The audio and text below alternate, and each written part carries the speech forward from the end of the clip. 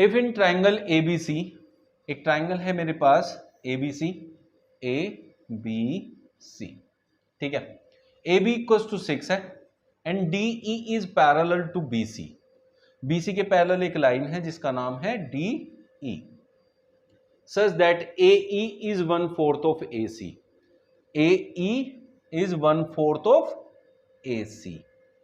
ये अगर पूरी 4 है तो ए ई 1 है, 1/4 का मतलब ये होता है। तो इट मींस अगर ये 1 पार्ट है तो नीचे वाला कितने पार्ट्स हैं? 3 पार्ट्स हैं। तो इसको किस रेशियो में डिवाइड कर रहा है? 1:3 में कर रहा है अगर देखा जाए। Then the length of AD, आपसे एडी की लेंथ पूछी है। देखो समझना भाई, अगर ए इस पूरे का 1/4 है तो एडी भी तो इस पूरे का 1/4 होगा। सिंपल सी बात है कि नहीं है? ये 1 3 ये 1 कुछ भी जो मैंने चेंज किया है ये समझाने के लिए, उसका यहां कोई रोल नहीं है। रोल क्या है?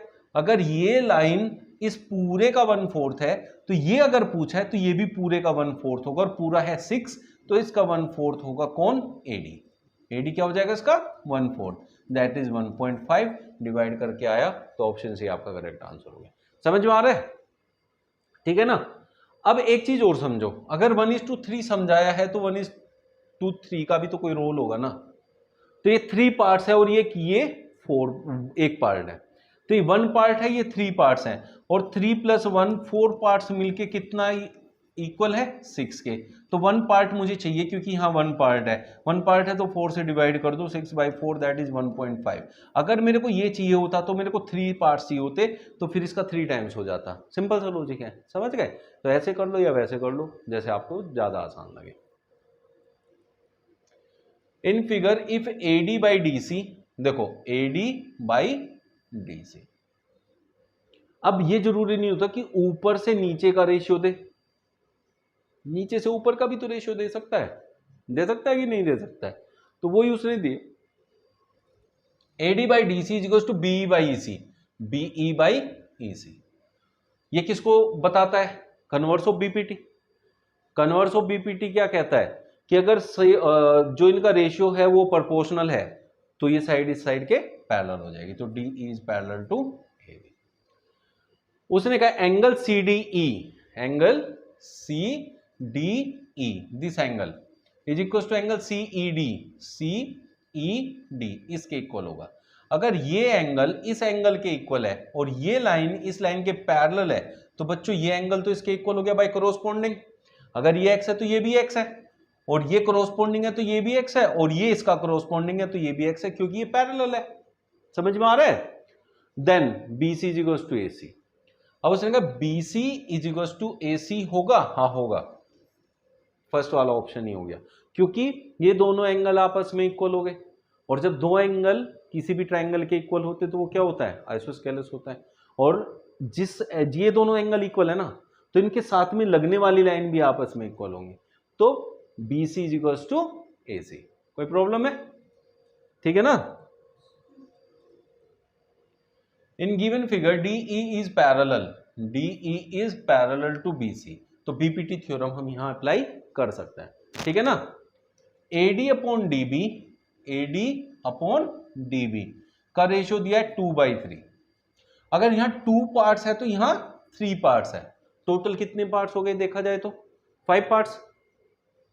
उसने कहा AC इक्वल्स टू 18 है, ये पूरा 18 है, और पूरे कितने पार्ट्स हैं? रेशियो की बात करें तो कितने पार्ट्स बन गए टोटल? 5। तो 5 पार्ट्स इज इक्वल्स टू 18, तो 1 part will be equals to 18/5। ये कितने पार्ट्स वाली लाइन है? 2। ये कितने पार्ट्स वाली है? 3 पार्ट्स वाली। कौन सी फाइंड करनी है?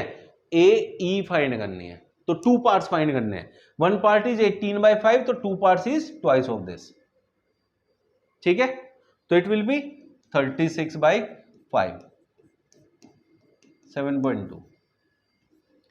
अब ये क्या हो गया हमें तो कुछ पता नहीं चला, है ना रिदव? तुझे भी नहीं आया? आ गया? देखो, जिसको नहीं आया वो देखो बेटा, ये 2/3 है। क्या है? AD अपॉन DB का रेशियो क्या है? 2:3, तो इनका रेशियो भी 2:3 ही रहेगा, 2:3। ठीक है। अब अगर रेशियो को मैं कन्वर्ट कर लूं, जैसे इसको मान लूं 2x, इसको मान लूं 3x, तो इन दोनों का सम पूरा ये बनेगा, और ये कितना दिया हुआ है 18, तो it means it is equal to 18, तो 5x is equal to 18, x is equal to 18/5। अब आपसे पूछा है AE क्या है 2 के रेशियो में, 2 मतलब 2 इंटू एक्स, तो इसका ट्वाइस कर दो, दैट विल बी 7.2। अब समझ में आए, ये ओरली करने का तरीका था ये वाला, ठीक है। In triangle ABC is similar to EDF, एक ट्राइंगल है ABC और ये EDF के सिमिलर है।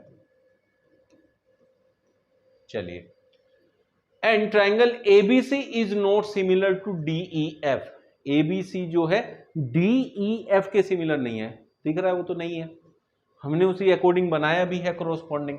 Then which of the following is not true, कौन सा ट्रू नहीं होगा। तो यहां देखो ये क्या लिखा है BC into EF, BC into EF और AC into FD, AC into FD। देखो सिंपल सी एक बात समझो, ये BC इसकी साइड है, इधर से मैं AC अपॉन में ले आता हूं, BC इस साइड की, इस ट्राइंगल की साइड थी और AC भी इसी ट्राइंगल की साइड थी, तो इसके अपॉन में ले आया इधर क्रॉस मल्टीप्लाई करके, और इधर FD अपॉन में EF उसके अपॉन में ले गया। अब देखो BC ये वाली साइड, AC ये, तो इन दोनों का रेशियो दे रखा है, तो इधर किन का रेशियो बना FD और EF का, तो सेम रेशियो उधर भी दे रखा है, तो ये क्या है ट्रू है, ये गलत नहीं है, तो फर्स्ट ऑप्शन इज ट्रू। उसने पूछा है कौन सा गलत है, तो पहला तो ट्रू है, दूसरे पे चलता है। समझ में आ रहा है ना कैसे मैंने फाइंड किया, बस ऐसे ही करना आप लोगों ने। यहां से AB इस वाले ट्राइंगल की साइड है, तो मैं उधर से इसी साइड, इसी ट्राइंगल की साइड उठा के ले आऊंगा, वो कौन सी है AC, AB अपॉन AC। अगर मैंने AB अपॉन AC लिया है तो इधर क्या होना चाहिए ED अपॉन EF होना चाहिए, ED अपॉन EF, तो ED तो ये बचा हुआ है और EF अपॉन में चला जाएगा, तो सही है, तो ये भी क्या है आपका ट्रू है। कौन सा पूछा उसने, नॉट ट्रू पूछा है, ठीक है ना बेटा। नेक्स्ट में यहां BC दिया हुआ है, BC इसमें आता है, तो BC वाली साइड इसके अपॉन में ले आता हूं, वो कौन सी है AB, तो हमने बात कर रहे हैं इसके अपॉन में ये इक्वल्स टू, इधर क्या बचा EF कहां है यहां है, और अपॉन में क्या जाएगा DE जाएगा, लेकिन मुझे अपॉन में क्या चाहिए था BC, ऊपर क्या चाहिए था BC, और इसके ऊपर क्या है EF, तो ये तो कॉरस्पॉन्डिंग नहीं हुए, तो यही फॉल्स है, तो इसलिए ऑप्शन सी आपका आंसर होगा। ठीक है, समझ में आ गया कैसे फाइंड करना है ऐसा, तो जब भी ऐसे देगा तो आपने ऐसे फाइंड कर लेना है। It is given that triangle ABC, देखो जो भी आज हम MCQs डिस्कस कर रहे हैं, बस ये 15 MCQs अगर हमें अच्छे से आ गए तो इसका मतलब सिंपल ये है कि इनसे रिलेटेड क्वेश्चन बनते हैं, इनसे जो भी एक्स्ट्रा क्वेश्चन बनेंगे चाहे 1500 क्वेश्चन बन जाए उससे कोई फर्क नहीं, सभी में पे बेस्ड होंगे, ये अच्छे से सीख लो, सबके आंसर इन्हीं से आएंगे। ठीक है, उसने कहा it is given that triangle ABC मैंने बनाया इज सिमिलर टू DFE, तो उसी के अकॉर्डिंग कोरोस्पोंडिंग तरीके से मैंने उनके नाम लिख लिए। ठीक है, उसने कहा angle C is equal to 50, ये 50 है और ये दोनों सिमिलर है तो ये भी 50 होगा, फिर तो है कि नहीं। AB इक्वल टू 5, ये 5 है, AC इक्वल टू 8 है, this is 8, and DF is equal to 7.5, ये 7.5 है, then which of the following is true. क्या कहा है, क्या कह रहे हो बेटा आप, ट्राइंगल E, एंगल A कहां पे लिखा है, ये वाला, अच्छा एंगल A 30 है, ओके क्वेश्चन में दिया एंगल A 30 डिग्री है, चलो ये भी लिख लिया। तो ये दोनों मिलके 80 हो गए और तीनों एंगल का सम कितना होता है 180, तो ये दोनों कितने होंगे 80, तो ये कितना बचा 100, तो B 100 है तो F भी 100 होगा। ठीक है, F 100 है, F 50 है, तो ये तो गलत हो गया, बात समझ में आ गई, इससे पता चल गया। D हमारा कितना है 30, ये तो सही है, और D यहाँ 100 नहीं है, ये भी गलत हो गया। उसने पूछा था विच इज ट्रू, तो अब इन दोनों में से कोई ट्रू बनेगा, है ना। तो अब आपको ये कितना दिया है 8 और ये कितना है 7.5, अब हमारे पास f की वैल्यू कितनी बोली है उसने 100 और यहाँ d की वैल्यू कितनी बोली है 30। ये दोनों ऑप्शन सही हो सकते हैं ना, हो सकते हैं कि नहीं हो सकते हैं। अब आप ये देखो इन दोनों का रेशियो, अब हमारे पास d की वैल्यू पे सब कुछ मैटर करता है। वैल्यू हम इन दोनों में से किसकी निकाल सकते हैं, AC की पता है तो D की निकाल सकते हैं, और यहां किसकी दे रखी है EF की, वो तो हम फाइंड नहीं कर सकते अभी। समझ में आ गया, तो ऑप्शन बी आपका करेक्ट आंसर हो जाएगा। रेशियो कैसे बना, आपको क्या चाहिए DE, तो D का रेशियो मैं ले लूं इससे, किससे DF से, दैट इज 7.5। मैंने DE लिया था तो AC लेना पड़ेगा, दैट इज 8 डिवाइडेड बाय 5। इसको काटू तो कितनी बार जाएगा, DE इज इक्वल्स टू ये कितना हो जाएगा 12। तो 8 की जब मैं मल्टीप्लाई कर रहा हूं 1.5 से तो कैसे करेंगे, 1.5 का मतलब होता है 1 टाइम लेना है, 8 को 1 टाइम लेना है, 8 हो गया।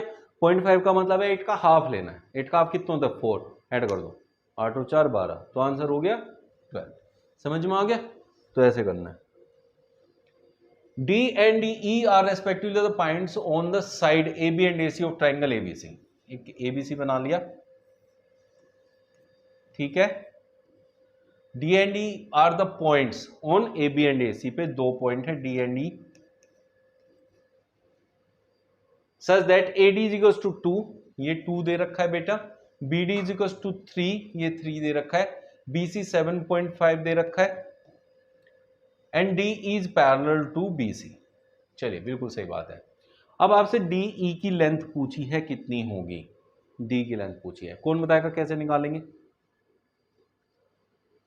अब बताओ,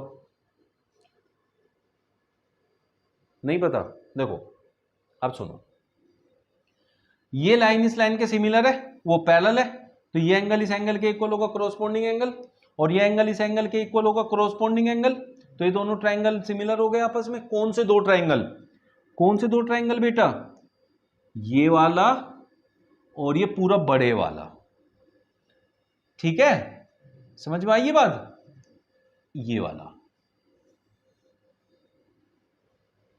अब आपने फाइंड क्या करना है, ये वैल्यू फाइंड करनी है, तो मैं क्या कर सकता हूं कोरोस्पोंडिंग साइड्स का रेशियो ले सकता हूं, क्योंकि पैरेलल है तो कोरोस्पोंडिंग साइड का रेशियो चलेगा, तो ये क्या होगा 2 डिवाइडेड बाय DE, या मैं कह लूं DE divided by 2, DE divided by 2।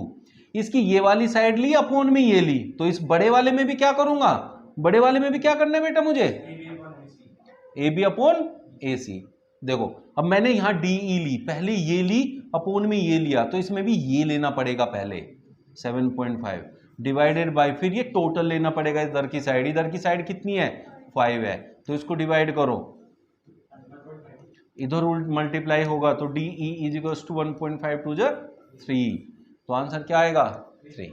ऐसे करना है, समझ में आ गया, नहीं आया, देखो फिर से देखो बेटा, आपको ये साइड फाइंड करनी है, तो इस ट्राइंगल के अंदर मेरे को ये साइड पता करना है, तो ये, और मुझे क्या पता है, जो पता करना होता है उसको ऊपर रखा, और जो मुझे पता होता है उस ट्राइंगल में से उसको नीचे रखते हैं, ये पता है मुझे, ये 2 है, 2 इक्वल्स टू, अब ये किसके सिमिलर है, बड़े ट्राइंगल के सिमिलर है, तो बड़े ट्राइंगल में क्या है बेटा मेरे पास, ये बड़े ट्राइंगल में, तो इसमें मैंने क्या लिया था, छोटे में ये साइड ली थी, तो बड़े में से ये साइड लूंगा ऊपर, डिवाइड में मैंने इधर वाली साइड ली थी, तो बड़े ट्राइंगल की इधर वाली साइड कौन सी है, ये 3 + 2 5, सोल्व किया तो D कितना आ गया मेरा 3। ऐसे कर दे, अब आया समझ में। ट्राइंगल PQR, एक ट्राइंगल है मेरे पास PQR, ठीक है, S and TR points on side PQ पे तो S है और PR पे T है, S एंड T, चलो ऐसे मैं मान लेता हूं, respectively such that ST is parallel to QR, तो आ गई ये पैरेलल, मैंने बनाई पैरेलल थी, ज्यादातर पैरेलल ही देगा, इसलिए मैंने उसी के अकॉर्डिंग पहले ड्रॉ कर लिया। If PS is equals to 4, ये 4 है, चलिए PQ इज इक्वल्स टू 9, ये पूरा 9 है, PQ कितना है 9, तो ये तो 5 हुआ ना एक तरीके से, भाई 4 + 5 कितना होता है 9, and PR is equals to 4.5, PR कितना है, अब एक बात बताओ आराम से मेरे को एक चीज समझाओ, ये पूरी कितनी है, ये पूरी कितनी है 4.5 और ये पूरी कितनी है 9, तो इसकी हर एक कोरोस्पोंडिंग साइड इसके हाफ है। तो अब पूछा क्या है, पीटी पूछा है, ये पूछा है। अगर ये पूरी बड़ी इस पूरी बड़ी के हाफ है तो ये इतनी इसके हाफ होगी, दैट इज 2। समझ में आ गया? देखो कितनी बार आया, 14 में आया, 15 में आया, 16 में आया, 17 में आया। तो इससे आप ये समझ सकते हो कितना इंपॉर्टेंट क्वेश्चन है। ठीक है, बस ऐसे करना है। नहीं आया? ठीक है। Triangle ABC similar to triangle DEF. ABC is similar to DEF. AB is equals to 4 है, BC is equals to 3.5 है, CA is equals to 2.5 है and DF is equals to 7.5 है। पैरामीटर ऑफ DEF, इसका parameter पूछा है। Parameter क्या होता है बेटा? सम ऑफ ऑल साइड्स। तो इसकी सारी साइड्स पता करनी है।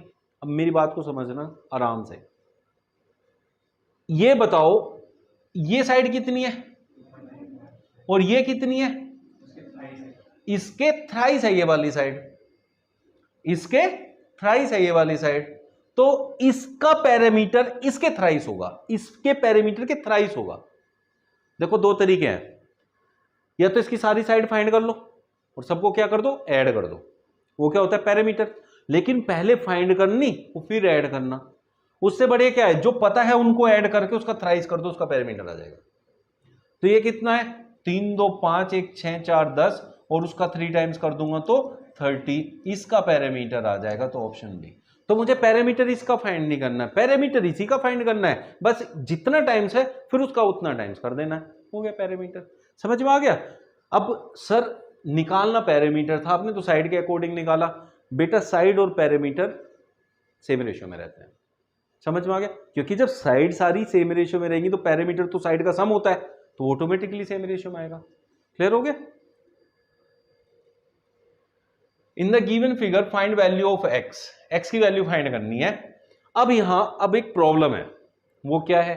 उसने ये नहीं बताया कि ए बी क्यू आर के पैरेलल है या नहीं है। ट्राइंगल का क्वेश्चन है और अगर ऐसे दिया है और आपको ये नहीं बताया कि ये इसके पैरेलल है, 2011 में आया था क्वेश्चन, तो कंसीडर कर लेना कि वो पैरेलल होगी। समझ गए? कंसीडर कर लेना पैरेलल होगी, ऑप्शन मैच कर जाएगा, आंसर आ जाएगा। कैसे? अब देखो ये क्या है, अब x फाइंड करना है, तो सेम थिंग वो ही चलेगी। वो क्या चलेगी?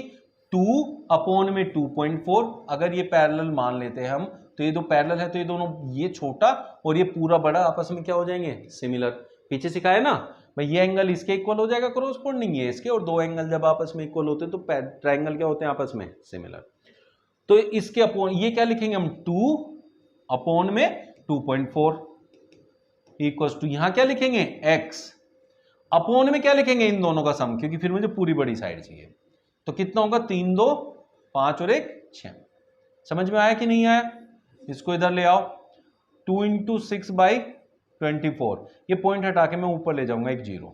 ठीक है, 2 से कितना आया? 12, 12 से कितनी बार जाएगा? 5। तो x की वैल्यू कितनी आ गई? 5 आ गई। क्लियर हुआ कि नहीं हुआ?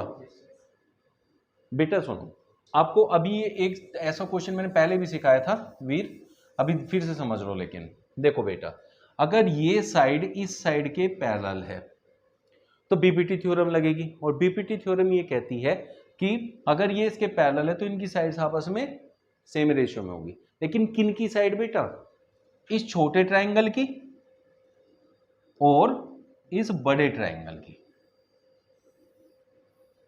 सेम रेशियो में होने का क्या मतलब होता है? अगर मैंने इसकी साइड ली तो इसमें भी इसकी साइड लेनी पड़ेगी, इक्वल टू अगर मैंने इधर वाली साइड ली तो इस बड़े की भी इधर वाली साइड लेनी पड़ेगी, बड़े की भी इधर वाली साइड लेनी, बड़े की साइड यहां से वहां तक है।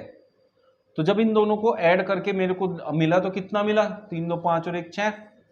ये कितना आया? 0.4। अब क्या हो जाएगा? रेसिप्रोकल कर दूंगा, x/2 = 1/0.4। पॉइंट हटाऊं तो 0, 2 2 जा 4, 2 5 जा 10, x की वैल्यू 5। समझ में आ गया? देखो मैं हर जगह जहां भी x की वैल्यू निकाल रहा हूं तो रेसिप्रोकल कर दे रहा हूं, क्रॉस मल्टीप्लाई करके होच पोच नहीं कर रहा क्वेश्चन को, तो आपको भी नहीं करना। ठीक है, x की वैल्यू रेसिप्रोकल करके निकालो, क्रॉस मल्टीप्लाई करके उसे होच पोच मत बनाना।